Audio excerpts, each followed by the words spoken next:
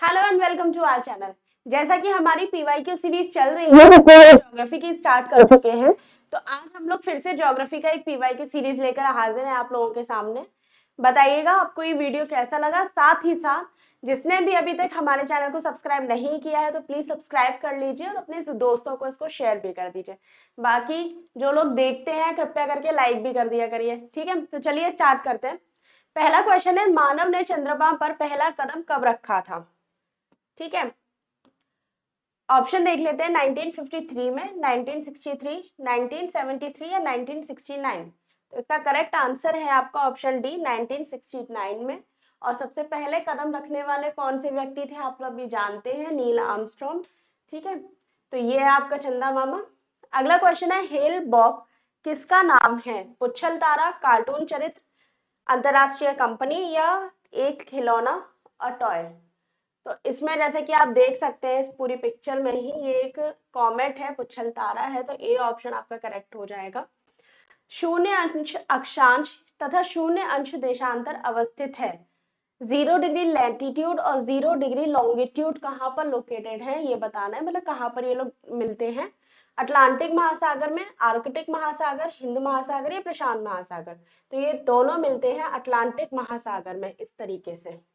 ठीक है, अगला प्रश्न है आपका, किसी स्थान का मानक समय निर्धारित करने का आधार क्या होता है?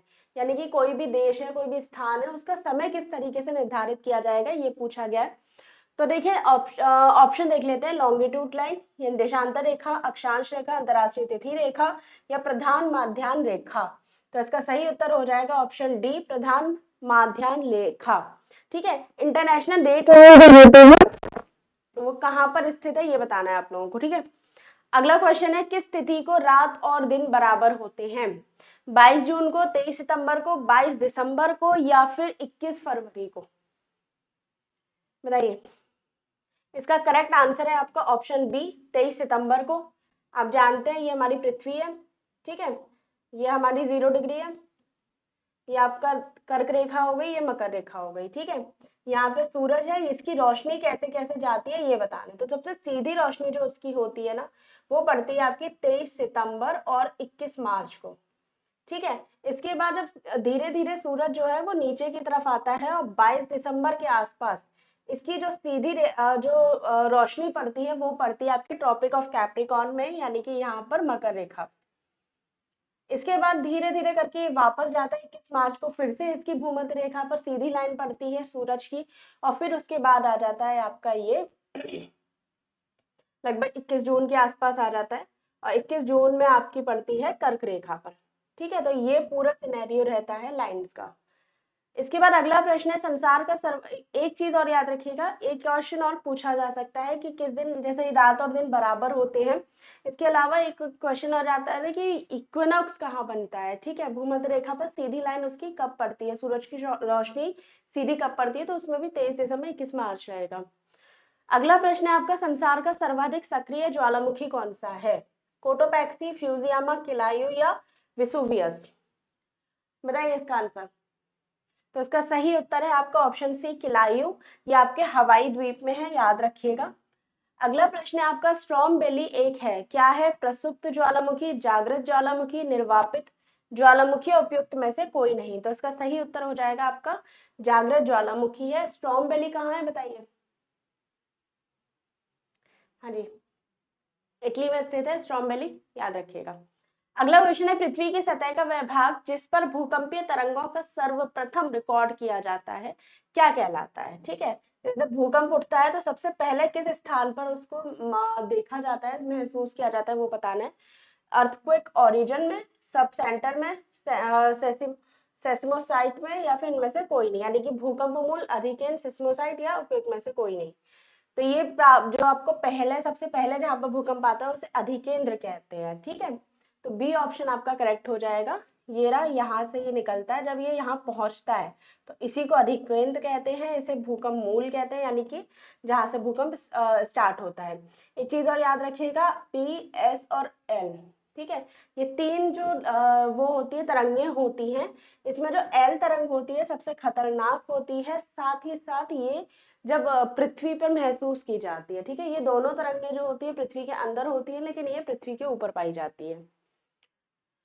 अगला प्रश्न है, निम्नांकित महाद्वीपों में से किसमें प्रति व्यक्ति भूमि सर्वाधिक है? ठीक है, महाद्वीपों की बात की जा रही है इसमें, तो ऑप्शन है एशिया, यूरोप, उत्तरी अमेरिका या ऑस्ट्रेलिया। इसका सही उत्तर हो जाएगा ऑप्शन डी, ऑस्ट्रेलिया। ठीक है, महाद्वीपों की बात की जा रही है इसलिए ऑस्ट्रेलिया का आ रहा है, देशों की बात की जाती है तो यहाँ पे रशिया का नाम आता। ओके, अगला क्वेश्चन है, निम्न में से सबसे छोटा महाद्वीप कौन सा है? सबसे छोटा महाद्वीप की बात हो रही है तो ऑस्ट्रेलिया इसका सही उत्तर होगा, डी ऑप्शन आपका करेक्ट है। अगला क्वेश्चन है, विश्व की सबसे ऊंची चोटियां किस प्रकार के पर्वतों में पाई जाती हैं? प्राचीन मोड़दार पर्वत, नवीन मोड़दार पर्वत, अवशिष्ट पर्वत या ब्लॉक पर्वत? बताइए। तो ये पाई जाती है आपके नवीन मोड़दार पर्वत पे, इन्हें वलित पर्वत भी कहा जाता है।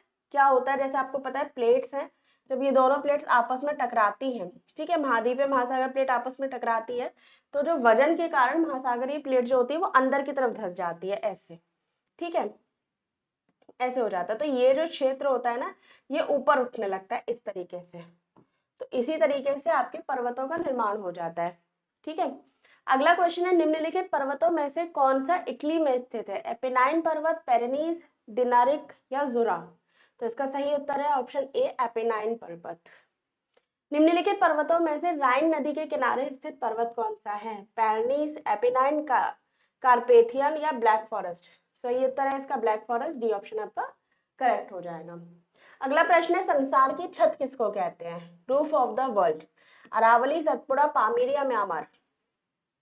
तो इसका सही आंसर है आपका ऑप्शन सी, पामीर का पर्वत। पामीर का पर्वत, इससे कई सारी नदियां भी निकलती हैं। ठीक है, याद रखिएगा।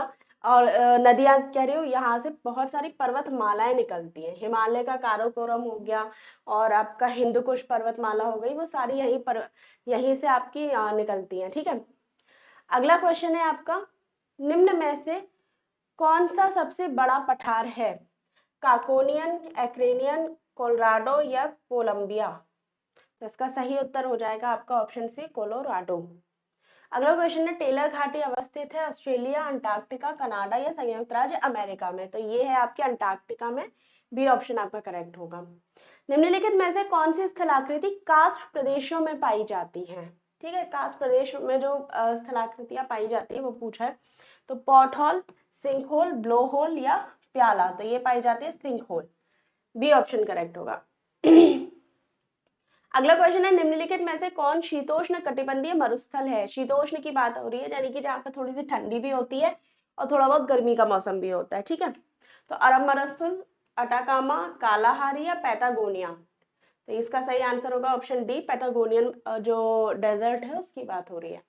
दक्षिण अमेरिका का चौड़ा वृक्ष रहित घास का मैदान क्या कहलाता है? सीधे पूछा, दक्षिण अमेरिका में जो घास के मैदान है उसमें क्या बोलते हैं? तो पंपास उसका आंसर होगा, बी ऑप्शन आपका करेक्ट हो जाएगा। अगला प्रश्न है, निम्न में से कौन से शीतोष्ण घास के मैदान यूरेशिया में स्थित है?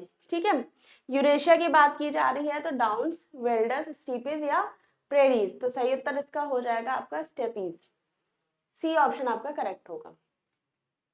अगला है, निम्नलिखित देशों में किसकी समुद्र तट रेखा तट रेखा की बात की जा रही है?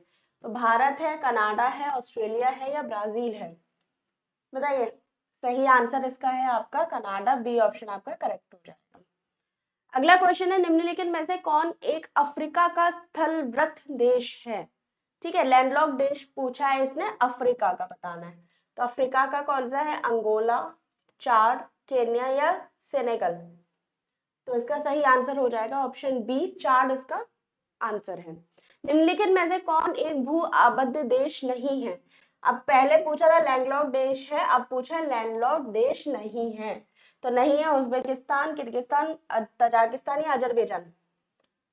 तो अजरबैजान इसका आंसर हो जाएगा, अजरबैजान लैंडलॉक कंट्री नहीं है, बाकी ये तीनों ही लैंडलॉक कंट्री हैं। ठीक है, सेंट्रल एशिया की जो कंट्रीज है उनमें ये तीनों आती हैं। अगला क्वेश्चन है, निम्नलिखित में से कौन सी झील तंजानिया और युगांडा के बीच अंतरराष्ट्रीय सीमा बनाती है?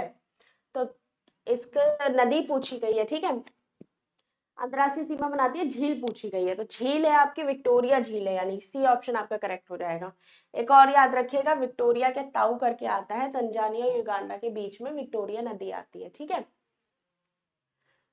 अगला प्रश्न है, मैकमोहन लाइन क्या है? भारत और चीन की सीमा है, भारत नेपाल की सीमा है, भारत पाकिस्तान की सीमा है, या भारत और बांग्लादेश की सीमा है? तो मैकमोहन रेखा जो है वो भारत और चीन के बीच की सीमा है, ठीक है, याद रखिएगा। ये जो चाइना है हमारा, अगर हम भारत की बात करेंगे तो ये जो उत्तर पूर्वी राज्य है जो है, ठीक है, उत्तर पूर्वी राज्य में ये वाला जो क्षेत्र होता है, यहाँ पे मैकमोहन रेखा है, जो चाइना और आपके भारत के बीच की ऑफिशियल जो रेखा है, ठीक है। बाकी तो चाइना अपने मन से पता नहीं कौन कौन सी रेखाएं बनाता रहता है, बट अगर ऑफिशियल बात की जाएगी तो वो आपके अरुणाचल प्रदेश वाली रेखा मैकमोहन रेखा है। अगला प्रश्न है, पेरू की राजधानी क्या है? लिस्बन, लीमा, मैड्रिड या काराकस? काराकस। तो सही उत्तर है इसका लीमा, बी ऑप्शन आपका करेक्ट होगा। अलास्का निम्नलिखित में से किस देश का हिस्सा है? ग्रीनलैंड का, संयुक्त राज्य अमेरिका, कनाडा या रूस? तो इसका सही उत्तर है ऑप्शन बी, यूएसए, ठीक है। निम्न में से सबसे अधिक ऊंचे स्थल पर बसा है? कौन सबसे ऊंचे स्थल पर बसा है, ठीक है? गारटोला, काठमांडू, लिहासा या थिम्पू? तो सही आंसर है इसका ऑप्शन सी, लिहासा। निम्नलिखित में से कौन पक्षियों का महाद्वीप कहा जाता है, जहाँ पे पक्षी सबसे ज्यादा होते हैं? तो वो है आपका अफ्रीका, नहीं, इसका है आपका दक्षिण अफ्रीका, हाँ, साउथ अफ्रीका इसका आंसर हो जाएगा, सी ऑप्शन आपका करेक्ट है। निम्न देशों में से झीलों की वाटिका कहा जाता है, झीलों का देश भी कहा जाता है, फिनलैंड को कहा जाता है, याद रखिएगा, तो बी ऑप्शन आपका करेक्ट है। तो आज हम लोगों ने ज्योग्राफी के कुछ और महत्वपूर्ण प्रश्न कर लिए हैं, जो पिछले कई सारे एग्जाम्स में आ चुके हैं। पीवाईक्यू जो हम लोग सीरीज चला रहे हैं उसमें ज्योग्राफी का हमने आप डिस्कस कर रहे हैं, ठीक है। इसके अलावा हम पॉलिटी की क्लासेस ऑलरेडी डिस्कस कर चुके हैं, आप हमारे चैनल पर जाकर देख सकते हैं। साथ ही साथ आप लोगों से रिक्वेस्ट है कि अगर किसी ने हमारा यूट्यूब चैनल सब्सक्राइब नहीं किया है तो प्लीज़ उसे सब्सक्राइब कर लीजिए, अपने ज़्यादा से ज़्यादा दोस्तों के पास इसको शेयर कीजिए और प्लीज़ लाइक भी करिए। धन्यवाद।